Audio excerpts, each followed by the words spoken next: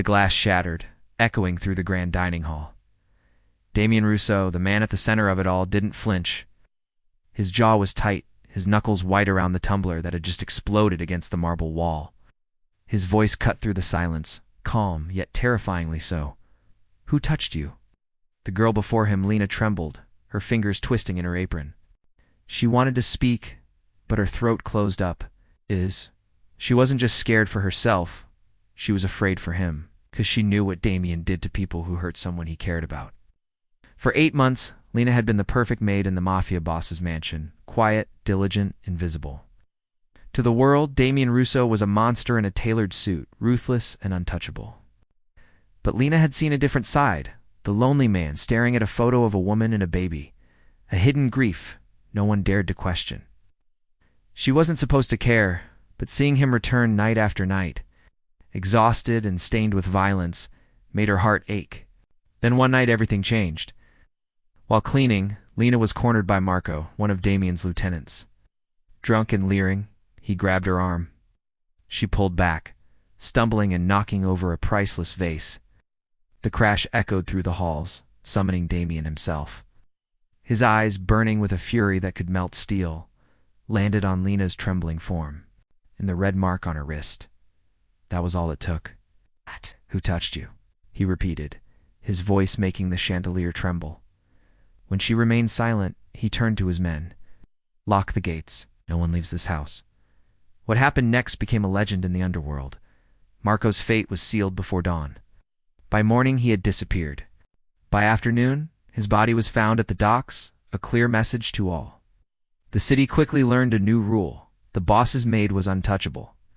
But what truly shocked everyone was Damian's transformation. He started skipping meetings, ignoring calls, and instead sat in the garden, watching Lena as she tended to the flowers. She was terrified at first, but one evening he approached her, his voice soft. "You should have told me," he said. "You didn't deserve that." "I didn't want anyone to get hurt," she whispered back. His eyes softened with a pain she was just beginning to understand. Someone already did. In the quiet weeks that followed, Lena saw Damian smile for the first time, a real smile, not a cruel smirk. He shared fragments of his past.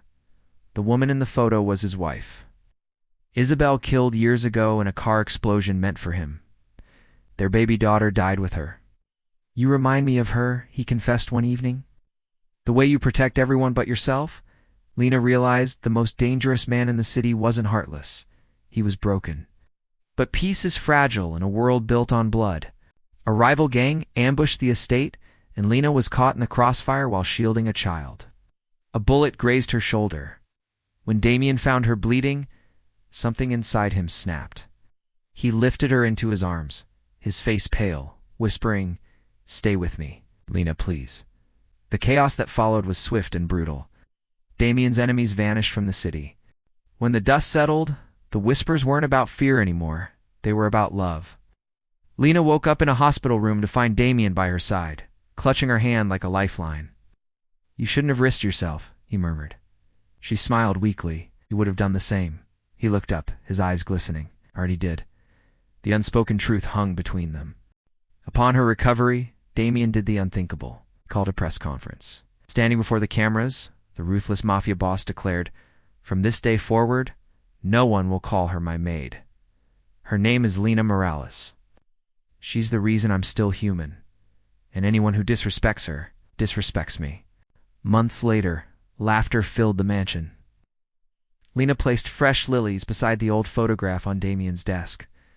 "They were Isabel's favorite," he said softly.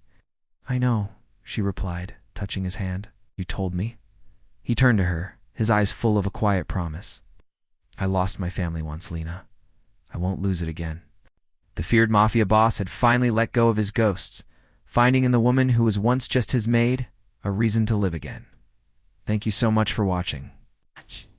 If you enjoyed this story, don't forget to like, share, and subscribe for more content just like this. We'll see you in the next one.